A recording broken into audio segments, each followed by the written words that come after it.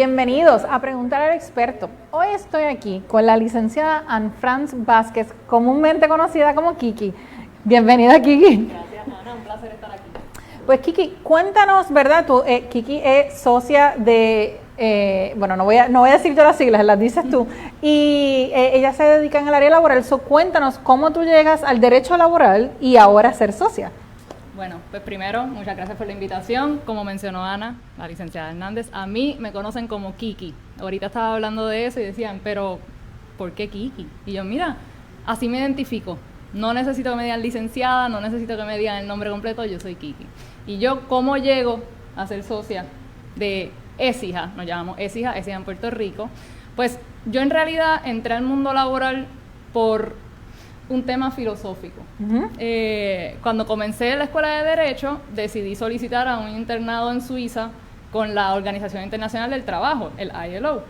Y me cogieron ese verano, me fui para Suiza por 3 meses y entré en lo que era el derecho laboral internacional. Cuando regreso a Puerto Rico, decido, vamos a ver lo que es el derecho laboral en Puerto Rico, y me di cuenta que es un aspecto que toca todo el mundo, o sea, te toca desde incluso antes de comenzar a trabajar. Y ahí comencé un bufete, conocí a un socio que se convirtió en un buen amigo y me dijo, voy a comenzar una firma, yo no me había graduado de Derecho, voy a comenzar una firma y quiero que seas la primera asociada. Que precisamente él fue mi profesor de Derecho de Empleo en la Escuela de Derecho también. Fue el licenciado Jaime Sanabria. En ese momento, él me invita a un café, yo estaba estudiando para la reválida, y me dice, voy a abrir un proyecto, porque él sabe que a mí me gustan los proyectos. Dice, voy a abrir un proyecto, ¿te apuntas con nosotros?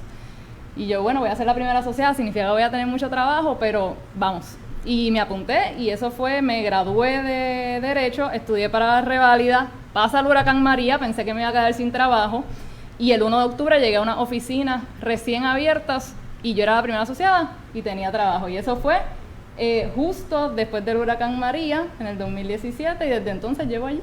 ¿Y ahora eres socia? Ahora soy socia, sí, efectivo este mismo mes, así que agradecida por la invitación. Claro, pues entonces, ¿verdad? Tú dijiste algo muy importante, ¿verdad? En la parte laboral, y ustedes dicen, Ana, pero este programa es de empresario y dinero, ¿por qué estamos hablando de laboral? Bueno, porque como dijo Kiki, el aspecto laboral toca todos los aspectos de un negocio y impacta el bolsillo. Y hoy precisamente vamos a explorar cuánto puede precisamente tocarte ese bolsillo. Así que, Kiki, explícanos, ¿verdad? En el tema laboral, Puerto Rico está altamente legislado. Sin embargo, ¿verdad? Al menos cuando yo estudié en Derecho hace muchas lunas atrás, el derecho era súper pro empleado. Y ahora, con la Ley 4 del 2017, promesa, como que eso ha cambiado un poco.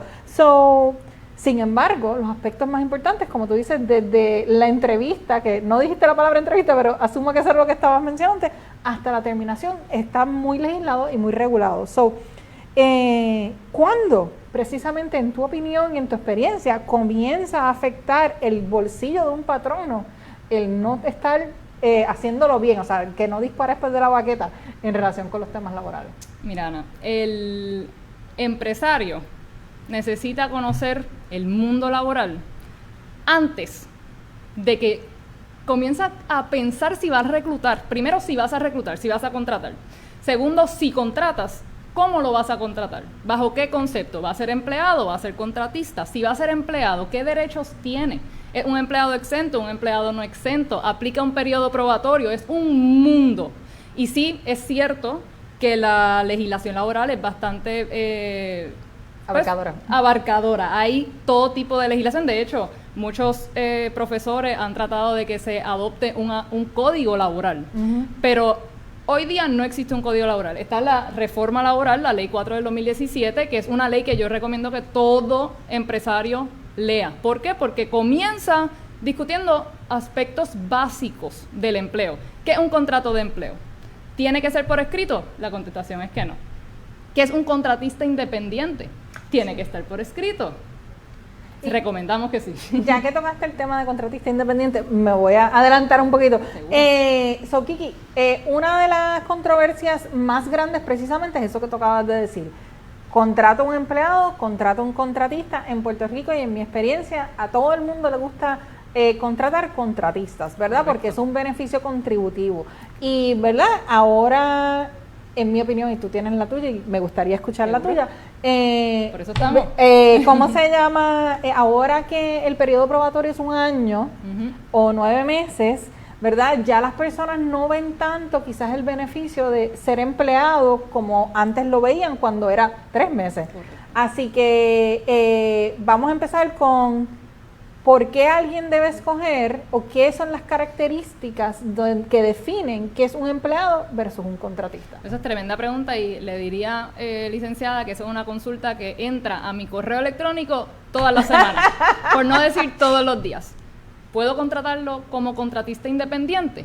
Y uno se tiene que hacer la pregunta de, primero, ¿es realmente un contratista independiente? Exacto. Si no lo es, si yo lo estoy mal clasificando, ¿cuáles son los riesgos? ¿Cuáles son los riesgos para el empresario o incluso para el empleado? Y riesgos económicos, porque al final Correcto. del día, Eso. todo este tema laboral, en lo que queda, es en dinero. Impacta el bolsillo. Y ese error de mal clasificar, de clasificar a una persona como contratista independiente pensando que si dice contrato de contratista independiente, estoy safe. Muchas personas, muchos empresarios dicen, mira, si dice el contrato de contratista independiente o por servicios profesionales, estoy bien. Eso no es correcto. Hay que asegurarnos que cumple con ciertos criterios. ¿Cuáles son esos criterios? Ahorita estábamos mencionando la ley número 4 del 2017.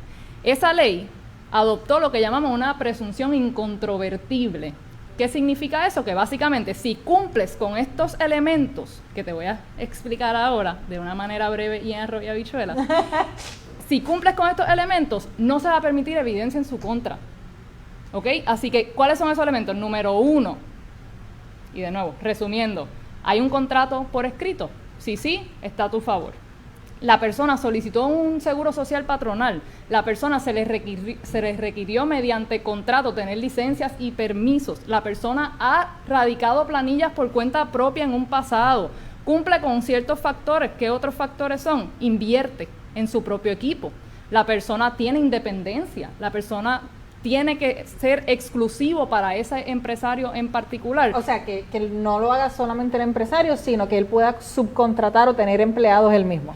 Y no solamente eso, sí puede tener otros clientes.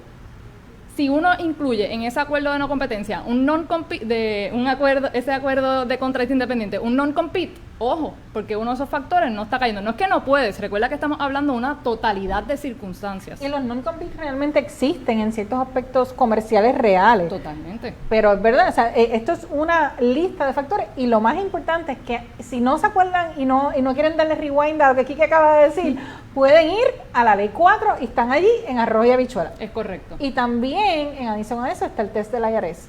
¿Cómo la ley 4 y el test del IRS se entrelazan? Mira, ¿Cómo afectan? Pues eso es un poco complejo por todas las veces que ha cambiado. En el 2021 se adoptó lo que llamábamos el Economic Reality Test. Luego, en el 2024, trataron de cambiarlo. En febrero de este mismo año, hace 2 meses, pero todavía no ha entrado en vigor, entró otro concepto. ¿Cuál era ese concepto? Vamos a alejarnos un poco del Economic Reality Test, vamos a enfocarnos un poco en realidad, la persona depende completamente de este patrono, tiene que invertir en su propio equipo y cómo funciona la totalidad de las circunstancias. Que ahora se parece un poco más a la ley 4. Se parece un poco más a la ley 4, es correcto. Pero de todas maneras, como es la ley federal y la ley estatal, uno tiene que encontrar el happy medium. Pero mi consejo, que cumpla con ambos exámenes, con ambos tests, que cumpla. ¿Y qué significa eso? En realidad, si uno quiere clasificar una persona como contratista independiente, evalúe ese contrato, asegúrese que no coge consejos de inteligencia artificial. Yo entiendo el uso de inteligencia artificial, yo lo utilizo, yo lo recomiendo, pero para consejos legales hay tantas consultas que me llegan, licenciada, que son, no, pero es que a mí ChatGPT me dijo X cosa. De acuerdo, me pasa No todo el aplica a tiempo. Puerto Rico. Está hablando de, por ejemplo, la licencia de vacaciones y enfermedad, que es un tema complejo que aplica específicamente a los empleados no exentos, que son los que ponchan, son los hourly, los que tienen derecho a overtime, entre otros derechos. Y ese tema en particular todo el tiempo ChatGPT lo tiene mal. Y ellos llegan, no, pero es que eso no fue lo que me dijo ChatGPT. Y yo, bueno, aquí está la legislación laboral, considéralo. Y así mismito, mi recomendación es que no, desde antes de firmar un contrato empresario, porque aquí estamos hablando, a veces cuando uno piensa en empresario, piensa en la persona que va a abrir un negocio completamente nuevo, a ofrecer un servicio. Usted es empresario incluso desde que se gradúa. Hay un tema con médicos, ¿verdad? Que muchas veces terminan su fellowship o su residencia y firman un contrato, y por no querer invertir un poco en esos consejos legales o esa revisión legal, consultan ChatGPT, Claude y otras herramientas, y eso les cuesta porque firmaron un contrato, no lo leyeron, incluso puede ser que hayan firmado el tema que estamos discutiendo anteriormente, un non-compete que no te deja competir, que eso, ¿verdad? Cuare sí es válido, sí, pero es un tema interesante. Bueno, de ese tema pudiéramos estar hablando horas. Sí, exactamente. Pero, ¿cómo se llama? Volviendo, o sea, mencionaste hora extra, mencionaste exento. ¿Cómo se llama? ¿Verdad? ¿Cuáles son los temas que hay mayor riesgo de impacto económico a un patrono, ¿verdad? Porque literalmente, como tú empezaste, desde la entrevista, si hiciste la entrevista mal, ahí puedes tener el riesgo económico. Pero, ¿cuál, verdad?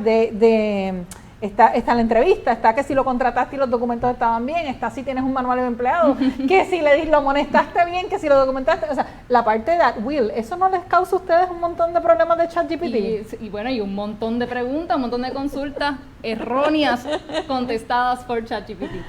¿Cuáles son las dos áreas de riesgo, sea por ChatGPT o sin ChatGPT? O sea, un vecino me dijo, yo pienso, o sea, ¿cuáles son las dos áreas de riesgo mayor de que es importante de que consultes a un abogado o que esté bien hecho?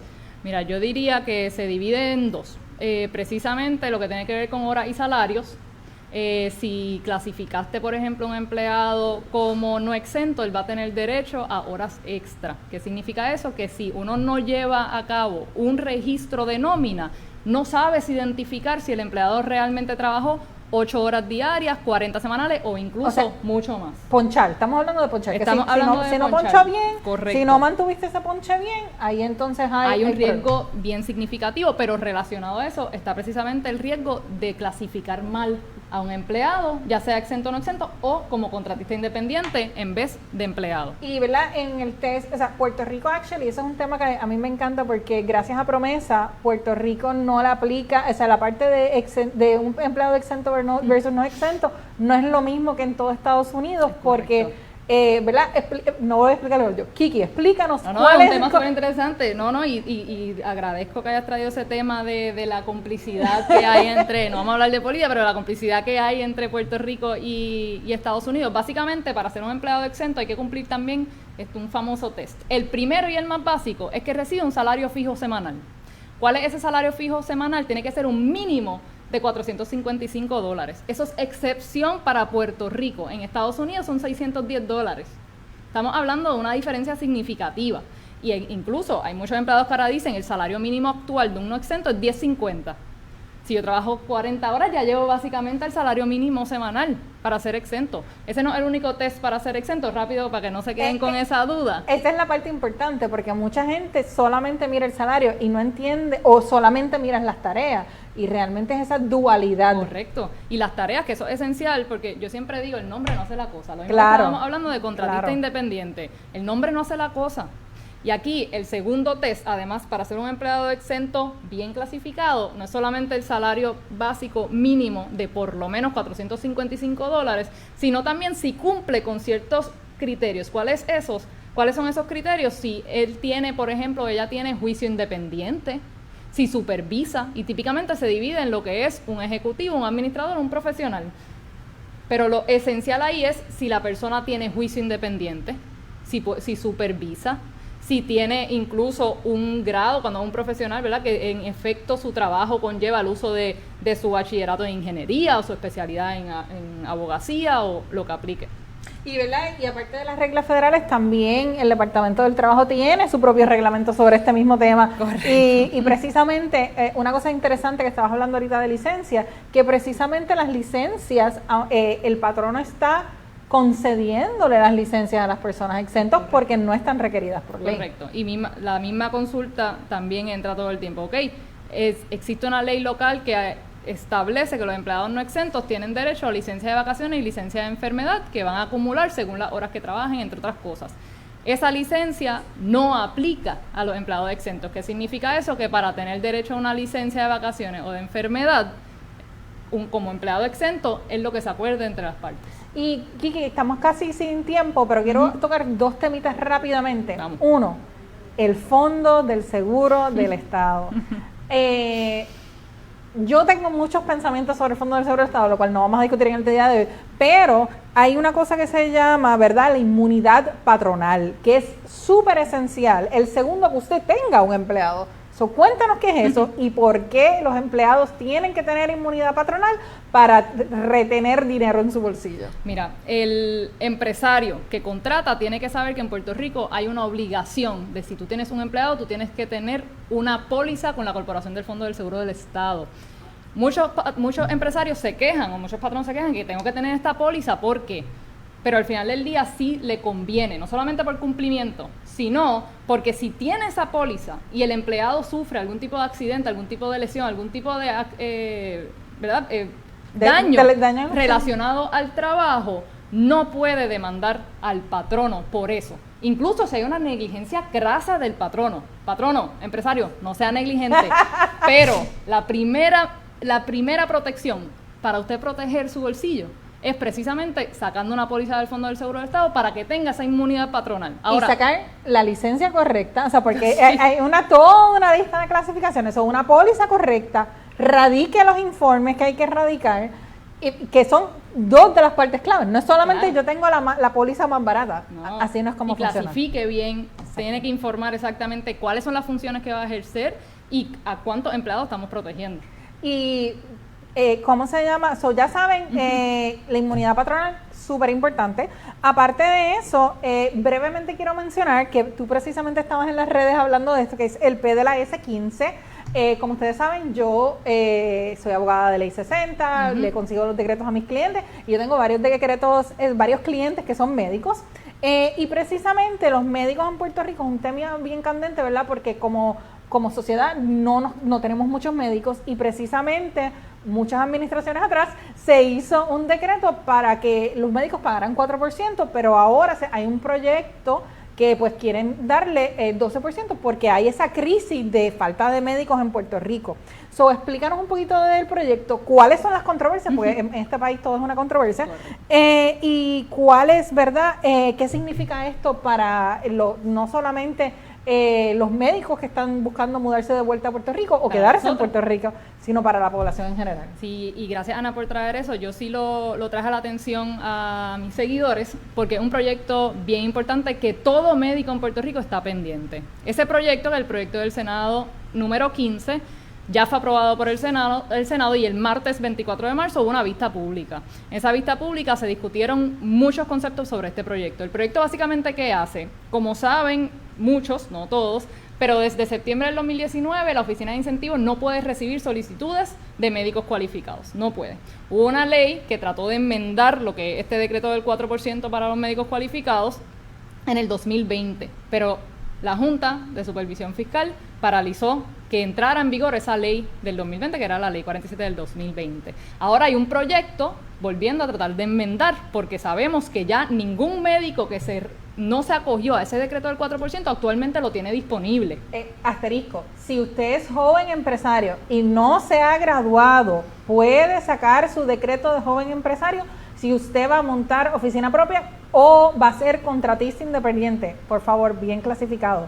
Pero si usted va a trabajar para un hospital como empleado, esto no lo aplica. Pero correcto, si sí va a ser el contratista independiente legítimo, les recomiendo que antes de graduarse saquen su decreto de joven empresario mientras esta ley pasa. Y eso se discutió allí mismo en la vista pública, precisamente porque están diciendo, mira, ¿qué medidas nosotros podemos, qué medidas hay para asegurarnos que retenemos a los médicos, que arreglamos esta escasez de médicos que hay en Puerto Rico? Y se mencionó de parte de la Oficina de Incentivos, hay muchos médicos solicitando el decreto de joven empresario, pero 3 años y son solamente jóvenes, las chicas jóvenes. Recuerden que los médicos están a veces estudiando 12, 13, 14 años cuando se gradúan. yo, ¿verdad? Somos jóvenes, no estamos diciendo la verdad, pero están cerca de los 35 años. Claro. Así que, y hay muchos que se gradúan mucho después de los 35 años que no tienen disponible esa medida. Así que este proyecto sí surgió un debate importante porque se hizo un estudio que eso va a costarle 505 millones en un periodo de 5 años al gobierno. Pero es un análisis más complejo, no es solamente qué está dejando de ganar el gobierno, sino esos médicos que no se van, le generan a la economía de Puerto Rico, tienen a su familia, abren sus prácticas, generan empleo, consumen en nuestros restaurantes, nos llaman a nosotras como abogadas para ayudarlos. Tienen cuentas de banco, o sea, Es mueven la economía. es más complejo, no solamente ya no van a pagar el 33%, claro, van a pagar e incluso un 12%, así que un tema bien interesante, va a seguir cambiando. En realidad lo que se discutió es, al final del día lo que se quiere es que no vuelva a pasar lo que pasó con la Ley 47 del 2020. Todos estaban alineados en la vista pública, incluyendo a FAF, el Departamento de Desarrollo Económico, todos estaban alineados que necesitamos tomar acción para que los médicos no se vayan de Puerto Rico. E incluso regresen a aquellos. Claro. Todos tenemos algún familiar afuera y lo que queremos es que regresen. No, y la cantidad de consultas que yo recibo de médicos que quieren regresar y les digo, mira, lo siento, tienes 36, no, aparte de amar a tu patria, no puedes hacer más nada. Pues, Kiki, 1.000.000 de gracias. Si alguien se quiere comunicar contigo en ESIJA, ¿cómo lo hacen? Bueno, pueden buscarnos en las redes, tenemos esija_PR, también el website www.esija.com y buscan a Puerto Rico, tenemos oficinas en todo el mundo, pero precisamente lo que nos buscan a nosotros, también me pueden buscar a mí, soy Kiki Vázquez o Anne France Vázquez en las redes, y gracias de nuevo a todos los que nos escuchan y a licenciada, tremendo programa, espero seguir viéndolo. Gracias. Y gracias a todos ustedes, ¿verdad? Hoy aprendimos del ecosistema empresarial, hoy hablamos de laboral, hoy hablamos de acceso a capital. Y así que quédense, miren todo el episodio y nos vemos el 23 de abril con muchos más invitados y mucha más información de cómo retener más dinero en tu bolsillo.